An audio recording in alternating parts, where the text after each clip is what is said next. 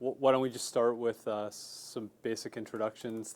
Thank you everyone for coming here this afternoon. My name's Travis Brennan. I am one of the attorneys here at Berman and Simmons who is involved in representing victims from the Lewiston shooting. To my left is one of our trusted ASL interpreters, Julia Schaefer. And appearing on Zoom is one of our co-counsel. Ben, I'll let you introduce yourself. Hi everyone, I'm Ben Gideon from Gideon Asen. I'm away in Lubeck, Maine today, and participating remotely.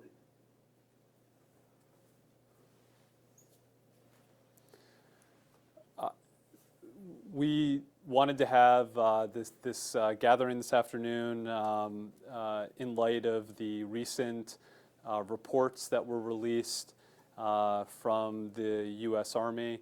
Like you, we're in the process of digesting all the details that are in there, but the reports paint a very clear picture that there were numerous errors along the path to leading up to this tragedy, and I think convey and underscore a consistent theme that there were repeated warning signs that the shooter displayed in the months before the shooting. Those warnings were overlooked and ignored. The system failed here, and this tragedy occurred. Ben, I'll turn to you if there were some comments that you wanted to add. So every time we get another report, we learn more about the backstory here. But it's clear from this report that the Army was aware that Robert Card posed a serious risk to other people in his unit and the community for almost 6 months before the October 25 shooting. It dated all the way back to early May of 2023, where law enforcement and Card's family members were reaching out to the Army Reserve Unit. They were asking for help. The Army said that they would deal with it, and they didn't. They were slow in acting. There was no action taken in May or June, and when July came and Card posed an immediate threat to other members of his unit, they did act, but they acted incompletely, as the report found. They released him back into the civilian population without resolving the issue. They didn't follow up on the recommendations of the Army hospital or the civilian hospital, and they didn't heed additional warning signs that came later in September. Their report determined that there was a dereliction of duty on the part of his direct supervising officers in his unit. It also found that there was a breakdown in failure to train and the failure to supervise the personnel that were in his unit responsible for managing this situation. And our view is that all of those things combined to produce a horrible tragedy that occurred in October of 2023, that as we hear about these mass shootings that are becoming all too regular in our society, it's hard to think of one that was more preventable, with more advance notice and warning signs and personnel that could have intervened and acted to have prevented it, than the one that happened in Lewiston, Maine, which is what makes it such a tragedy. If one of the things that in working with the families affected by this terrible tragedy, they wanted to know from the inception, why did this happen? What could have been done to have prevented this? And most importantly, how can something like this be prevented from ever happening again? And this report helps to fill in important pieces of the puzzle about how it happened and why it happened. And it also raises important questions about accountability and who should be held accountable for what occurred here. One of the things that the report highlights in great detail is this period of time during Robert Card's hospitalization in New York, starting on July 15th, 2023, leading up to his discharge on August 3rd of 2023. And for the first time in this report, we hear descriptions that Robert Card actually had a quote-unquote hit list.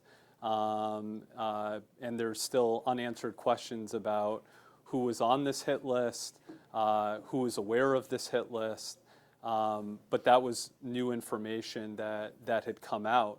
One of the things that the Army report highlights is that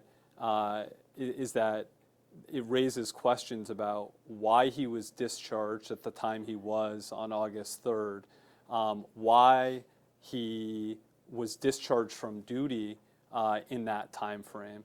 In particular, the Army report highlights that there should have been an ongoing, either during his hospitalization or soon after his release, there should have been an evaluation of him to determine what was going on, and that didn't occur.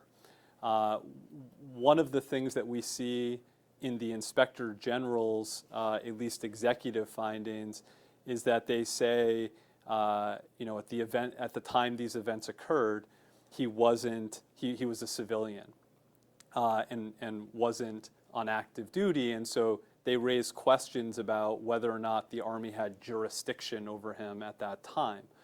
But the U.S. Army Reserve's report raises important questions about why his orders were not extended from July and into August, given the concerning warning signs that he had presented with. And in particular, they talk about these warning signs are something that should have caused his orders to be extended, and that could have potentially provided additional resources and support for him. So, as Ben pointed out, there's a consistent picture that has developed through the work of the U.S. Army Reserve's investigation, the Lewiston Independent Shooting Commission, and what we're seeing is a repeated theme of warning signs that were missed or overlooked, a system breakdown that includes failures to communicate, improper training, improper communication within the chain of command. And we're seeing a lot of finger pointing about who bears responsibility. And in fact, this report highlights there were a lot of people who had responsibility for helping to ensure this didn't occur. Are there, I mean, we can offer some other comments, but are there particular questions that people had? What did you think about the, basically saying we are taking action against the immediate chain of command? It seems like they're the ones that are taking the most responsibility for this. They're the ones being held accountable for this. And I think the only thing I saw was that they weren't eligible for promotion in the future. That doesn't seem like much of a, not talking about court martial or anything like that. Your thoughts about what that's saying? Well, I think one of the things that the report highlights is that there were clear breakdowns in the chain of command, and that there are recommendations of both for training and changes in procedures, which basically is an acknowledgement that there were major problems that contributed to this terrible tragedy. And again, working with our group of clients, nothing, unfortunately, will ever bring back their loved ones. There is a unified purpose in making sure something like this doesn't happen again. And so the idea of making sure that there are changes is really important to people. It sounds like you think, I'm sorry, it sounds like you think more people should be held accountable than just the immediate supervisors. Well, so as even though we find ourselves here in July and there's been a lot of information that's come out, as Ben pointed out, we're still continuing to get new information every day. And there still remains a lot of unanswered questions. In particular, the U.S. Army report highlights the fact that there's a lot we still don't know about the circumstances of Robert Card's discharge from Four Winds Hospital on August 3rd. In fact, the U.S. Army Reserve basically has referred this matter to Walter Reed to determine whether or not Four Winds Hospital met the standard of care in their discharge of Mr. Card. And there's a lot of unanswered questions given that he was hospitalized there, he requested his release, and then the hospital initially moved to have him involuntarily committed. Mr. Card withdrew that request, and then the hospital canceled the court proceeding, and he was then discharged on August 3rd. There's a lot of questions about what was going on as to his mental state during that time on a day-by-day basis. And one thing that is really important, and certainly something that myself and Ben, Jamal and Josh, who are involved in investigating this, are really concerned about is the U.S. Army Reserve and continue to refer to this as a voluntary commitment, and we think there's reasons that they refer to it as a voluntary commitment, because if in fact it was an involuntary commitment, that would trigger their requirements of mandatory reporting under the NICS system. We think all the information that we have at this point suggests that this was not a voluntary decision on Robert Card's behalf to go for treatment. He was directed to do that by his supervisors. Therefore, it was an involuntary commitment, and this should have been reported to the NICS system, and he should not have been able to purchase any further firearms and should have had his other existing firearms removed. So that's an important, important development.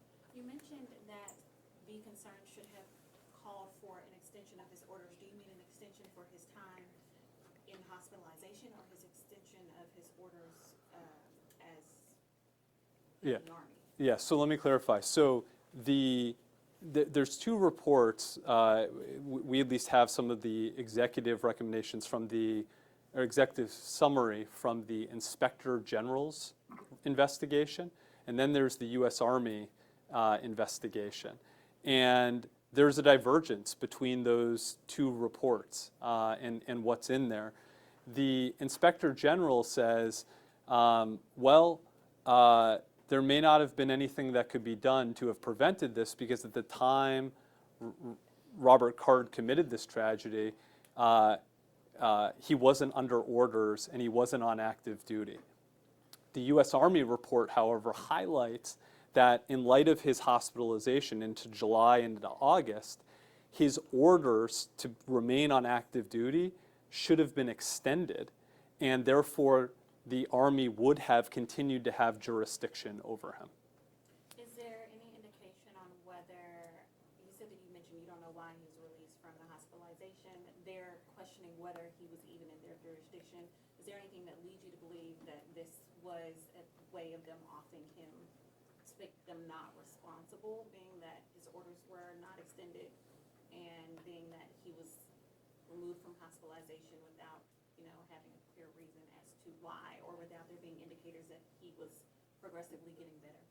Well, right now, there's still a lot of information we're trying to gather as to who knew what and when.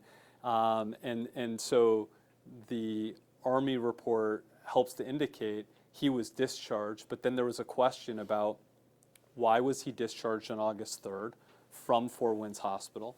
What did Four Winds report back to the Army hospital that had sent him there? What, if anything, was communicated to Robert Card's direct chain of command about the nature of his discharge? And again, there's reference in the Army report about there needing to be an evaluation during this time that the Army could conduct based upon his behavior and the circumstances that led to his hospitalization, and that was not done. And that's something that the U.S. Army report indicates should have been done during his hospitalization at Four Winds or shortly after his release. And had that been done, we know that his behavior continued to deteriorate. In fact, by September, there were additional threats that he made and issues that he had with other members of his unit. And so had he continued to be in active duty, we think that would have triggered ongoing intervention.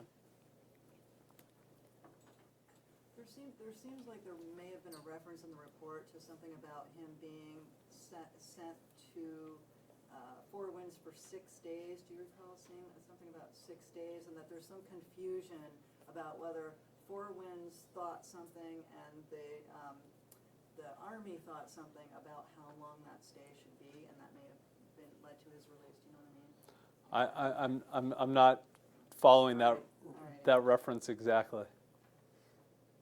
Have you been able to speak with any of the families, and if so, how are they feeling after this report?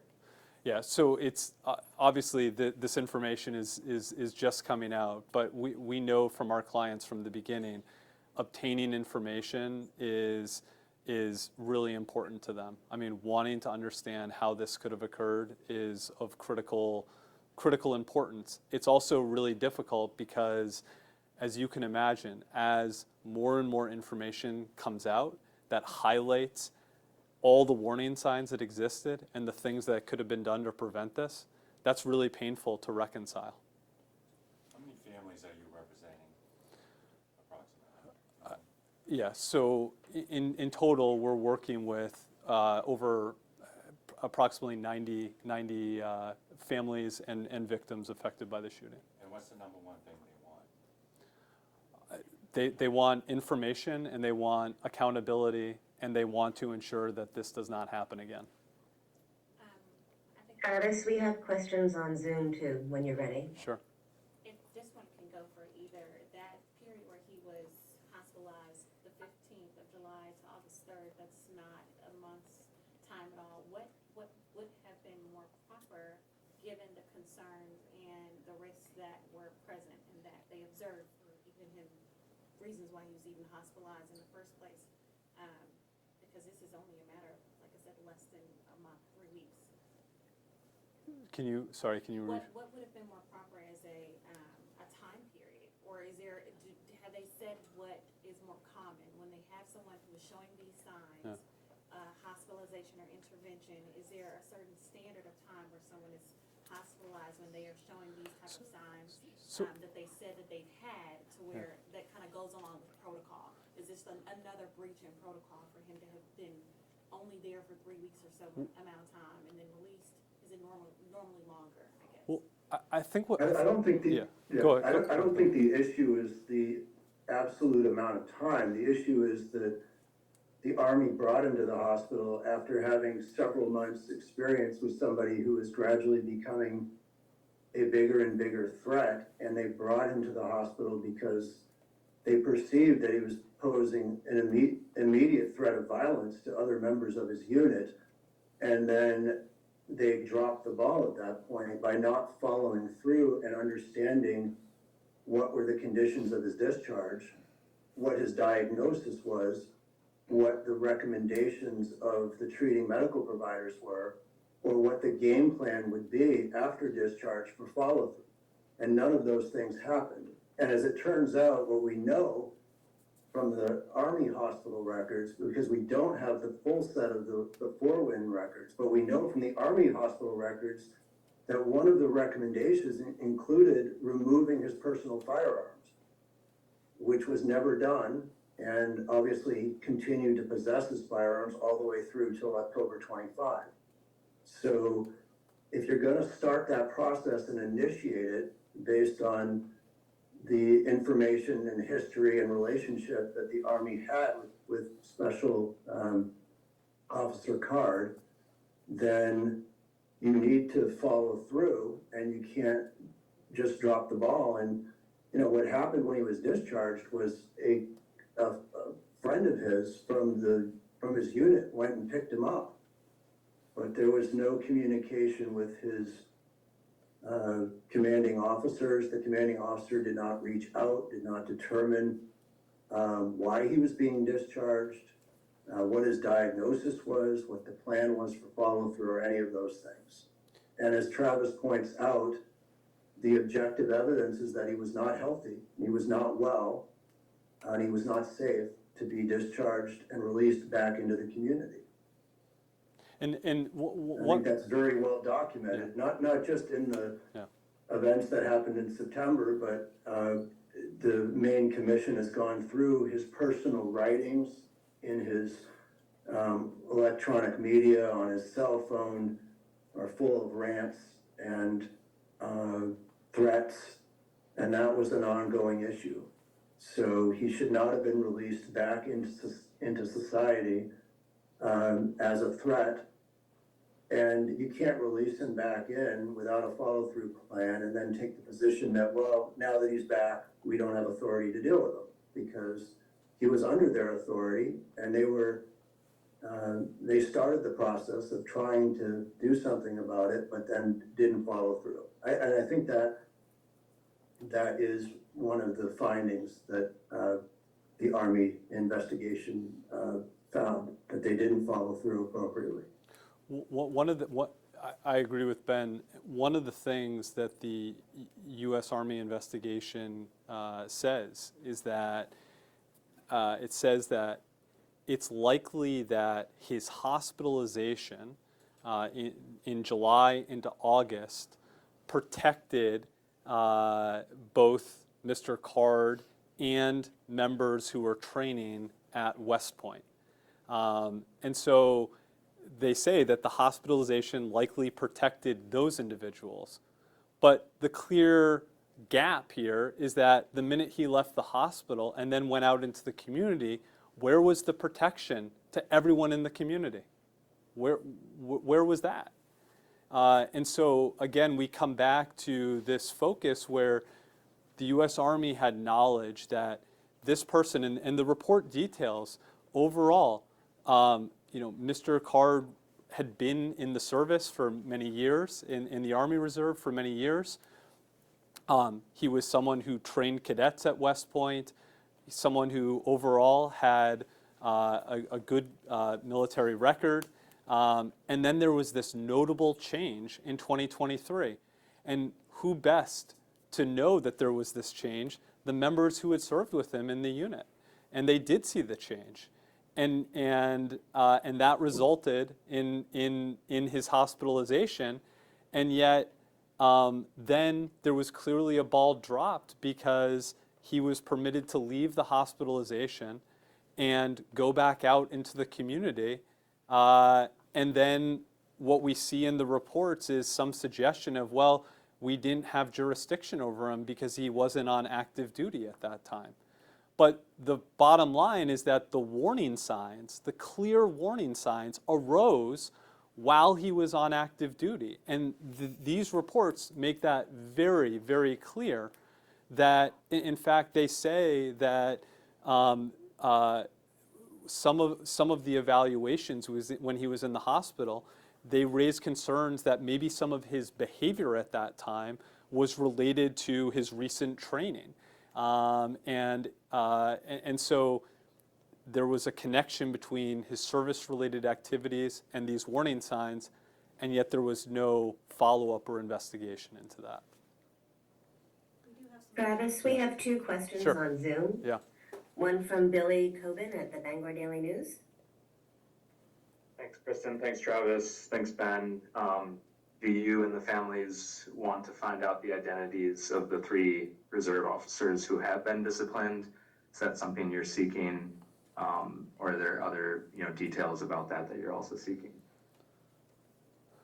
I mean, it seems pretty obvious from context who it probably is, but it'd be good to have full disclosure of all that information. Yes, I think the families would deserve to know that, and that should be communicated to the public. Who all are you all seeking to, I guess, hold accountable for this?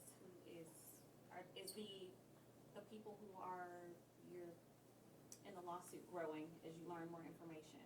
As of right now, where we are.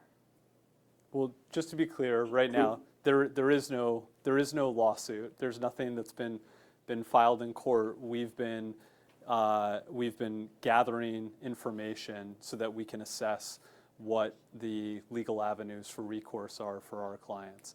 And so, as we stated, since this terrible tragedy occurred in October, we've gathered, thousands of pages of documents. We're continuing to get new information, and that's critically important in terms of being able to advise our clients. How do you think you'll get the missing information from Four Winds about exactly why he was released and under what conditions? Yeah, so there, We're in the process of getting it. Yeah. We should have it soon, we hope. yeah. We have another Zoom question from Patrick Whittle, AP. Thank you very much. Wondering if we could have an update on the status of any civil lawsuits that could be filed stemming from the tragedy, and if these reports could play a role in that. Absolutely. So the reports, we wanted to make sure we had the information that came out through the reports before we moved forward with any civil case. The reports certainly raised some new facts and information that we need to track down and follow up on before moving forward with the case. But we're nearing the point where we expect to move forward with something. So, and you guys will be the first to know once we do. I think it's also worth noting, one of the reasons we've been able to gather this information certainly is the Lewiston Independent Shooting Commission has been doing a lot of work in terms of the hearings they've held, subpoenaing records, having witnesses testify, and that's unearthed a lot of important information. We're also very grateful to the congressional delegation, Senator Collins, Senator King, Representative Pingree, and Golden, for asking that the Inspector General and the U.S. Army conduct this investigation, which they did soon after the tragedy occurred, because as the U.S. Army indicated in their report, they interviewed, I think, approximately 43 different individuals related to their investigation. And we haven't seen all the attachments and documents that are referenced in here, but we know inevitably there are text messages, there's emails, there's internal reports that are out there, and we believe that that will provide important information in terms of putting the whole puzzle together here. My last question is just kind of based on the previous one that I asked. I guess who all are you looking to as responsible as of right now with the new information that you have? I don't want to assume that, but from you all, looking at the evidence, looking at what we have, the new report, who do you see as responsible in totality who dropped the ball on this? Yeah, and so I think, again, we're still gathering the information until we kind of synthesize all of that. I think it's premature to comment on that. So I think once we gather and review everything, and then we'll decide where we think the evidence leads us. And I know from the very beginning, back in November and December of 2023, there were immediate questions to me and to Ben. Who will the lawsuit be against? And what we've reiterated is we want to have as much information, as much evidence as we can, so that we can make an informed choice about how we go forward. So the short answer is the evidence will guide us in terms of the direction and the legal claims that we pursue here. Other questions? Yes. One last one, thank you. You talked about some unanswered questions that you're seeking for. Was there anything specific you were hoping to find in this report that didn't come to light and that you're still seeking? Well, I think that's a good question. I think this report again raises additional questions. For example, we still don't know the circumstances related to his discharge from Four Winds, and so we'd like to better understand that. We don't have all the medical records from Four Winds. There's a question raised in the Army report about whether Robert Card was provided discharge instructions and what those instructions recommended for him. And so I think that's important information in terms of understanding where things stood at the time he left. The other thing that I think is really important is, and this is referenced in the U.S. Army report, is the chain of command. And that's really important in every organization, is a chain of command and what information different people have on the chain of command. Is that information properly communicated? Who's it communicated to, and when is it communicated? And those are still unanswered questions that we have, but we expect we'll be able to obtain as we move forward. Ben, was there anything else you wanted to add? Not particularly. I think that I'm very concerned that the Army doesn't see a problem with someone in Robert Card's situation continuing to possess firearms. I mean, we seem to dance around that. I'm surprised none of the reporters ask anything about guns. Maybe that's just where we are in this society, because it's just assumed that everybody is entitled to have 10 semi-automatic assault weapons in their possession. But it would seem like a logical question for the media to be interested in.